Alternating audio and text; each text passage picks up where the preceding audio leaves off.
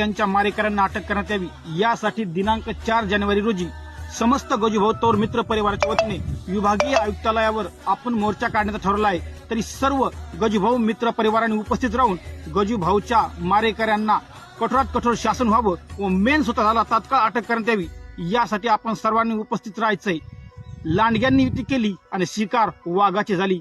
सिर्फ शरीर मिटाए नाम नहीं मिटने देंगे।